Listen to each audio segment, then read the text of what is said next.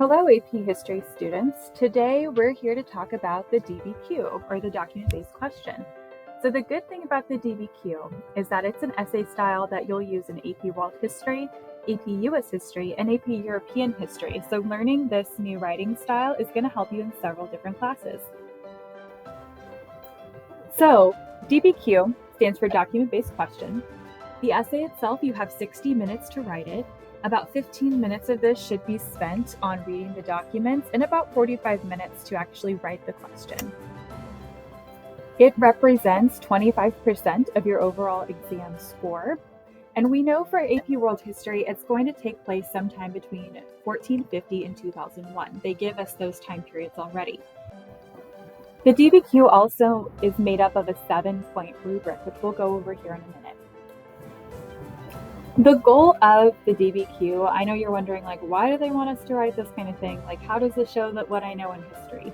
Well, the purpose of you writing this essay is really two things. So the first is that College Board wants to see if you can use historical sources to create an argument.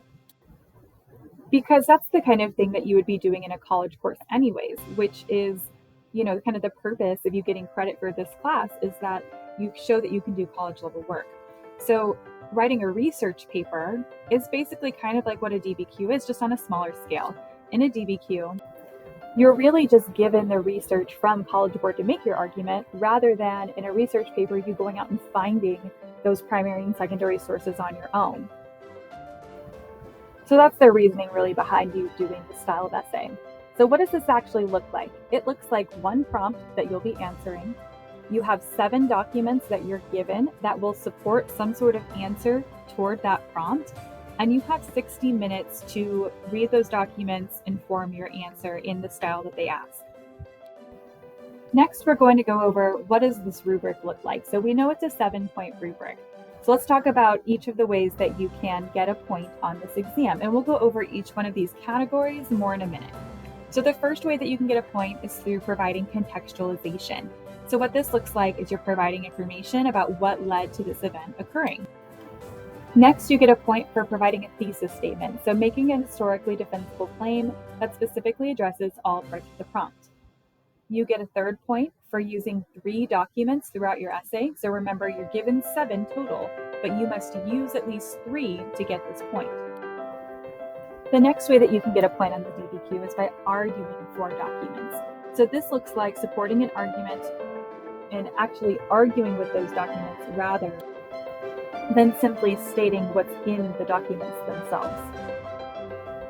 Now this is 4 of the 7 points. Let's look at the other 3.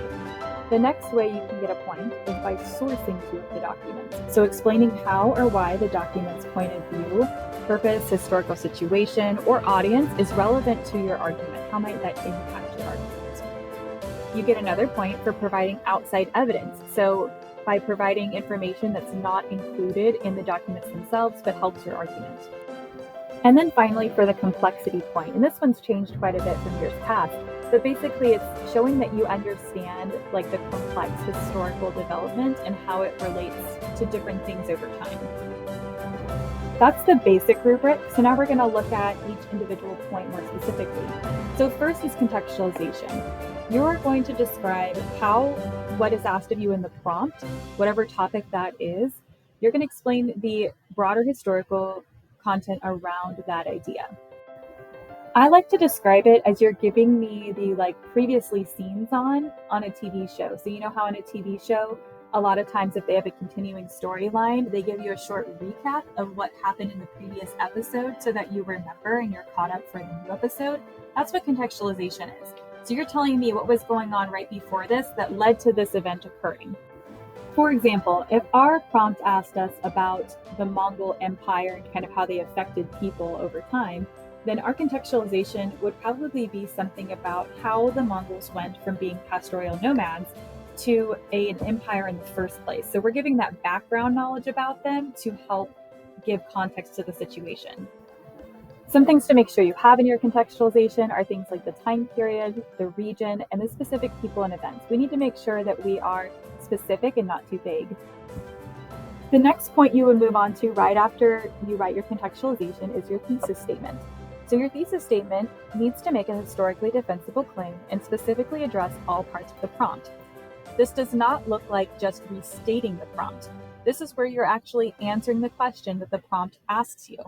So using our Mongol example, we might respond that the Mongol Empire influenced the people that they conquered by, and then I would give those reasons for like what specifically did they do to influence others.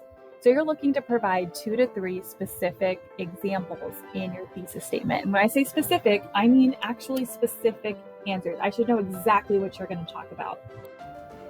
Your thesis statement, you're going to make sure it's in your introduction paragraph, but you're also going to add it to your conclusion paragraph as well. You can get the point in both of those places. Now that you've written the thesis, you'll move on to actually writing about the documents and providing examples that support your thesis.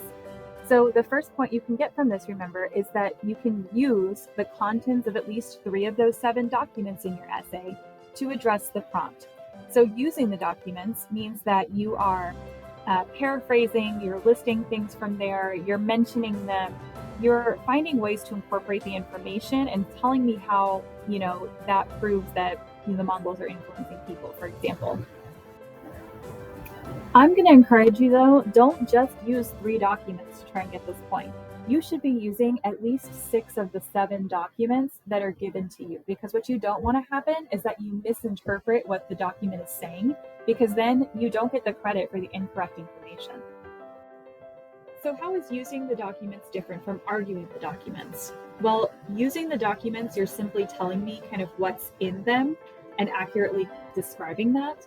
Arguing the documents is you told me what's in it, and now you're going to prove to me through like your logic and reasoning how this specifically supports your point you're trying to make. So you need to make sure you do this at least 4 times. I'm going to say do this for every single document that you use in your essay, which ideally, again, should be 6 of the 7. So here are some things that you should not do. Quoting, listing, summarizing, citing, just mentioning the document, that doesn't qualify to be counted as argumentation. That's just using the document. And one thing I really want to reiterate is that you should never quote the docs. I know that is counterintuitive to everything a teacher has ever told you about citing sources and information, but College Board doesn't count it as you using it if you're just giving me quotes. You have to actually paraphrase the information for it to be counted towards either of those points. So it's just not worth your time to quote things when it's not going to get you closer to the credit that you're looking for. So don't quote stuff. The next way that you can get a point on this DBQ is by sourcing 2 documents. So sourcing can be one of a few different things. You could be talking about point of view. So think about their job, their social status, gender. How might that particular thing about them impact the way that we see their work? Does it show some sort of bias in a way?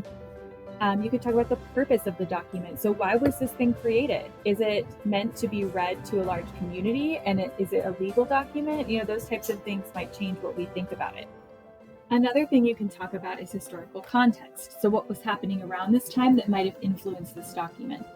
You can also talk about audience. So who is this written for? And how does that impact how the author might write? For example, if they're writing to a king, they're probably going to be pretty respectful. They're going to maybe imply things, but not directly state something that the king doesn't want to hear. So those are just ideas, but you need to make sure that you do this for at least 2 documents. I'm going to say try them for as many as you can, because some of them are going to be a little bit easier to provide that kind of analysis on than others. The next point is outside evidence. So using at least one additional piece of specific historical evidence beyond that found in the documents relevant to an argument about the prompt. So this has to be something not mentioned at all in the documents. It's going to be something that you have to recall from things that you've learned in class or you've read in the textbook. So this has to be more than just a short reference to. I call it name dropping. You can't just name drop something and then move on. You have to actually explain how that specific piece of evidence helps your argument itself. So it needs to be part of a main point. It also can't be too vague. So you have to really give a specific, detailed example to earn this point. And last but not least is the complexity point. So you have to demonstrate a complex understanding of a historical development related to the prompt through sophisticated argumentation and/or effective use of evidence. So there's actually several different ways that you can get this point. So the first way is explaining all sides of the argument. So for example, if your prompt asked you to explain similarities of these two different things, and you did that, and then you had a paragraph at the end that talked about differences between the two things too, then that would get you the complexity point. You could make a connection across a different time period or region to support your argument instead. So if you had an exact same scenario for this prompt that happened in another time period, you bring that in, you give that specific information, you talk about the connections, and that could get you the complexity point. Another way you can get it is by arguing all 7 of the documents. Now notice it doesn't say using 7 of the documents, it says argue them. So you have to effectively argue all the documents that you're given. And then another way is to source at least 4 documents throughout the essay. So basically you're adding some component to your essay that's going to make it much more complex than what they asked you to do originally. That would get you the complexity point. Okay, so now that we've explained the rubric, let's talk about what does this actually look like on paper. So usually it's going to be about 2 pages, typed double space. There is not a hard limit as to like how much or how little that you should be writing. That's just generally about what my students end up turning in, is about 2 pages worth of writing in an hour. We usually do about 4 of these a year. And when I say 4, I mean 4 totally full written timed essays. We break down different parts of these essays all the time, so you'll get lots of practice doing this. One thing that I think it's important to know on the AP exam is that you really can only gain points based on things that you write that are correct. You don't lose points for answering things incorrectly. So if you're ever uncertain whether or not you should write something, you should always just go ahead and write it anyways, because it can only help you to write it. And then finally, the thing I know everybody really wants to know is how am I scored in the gradebook on this essay? So you can look and see based on how many points you get, what the grade equivalent to that will be for our class.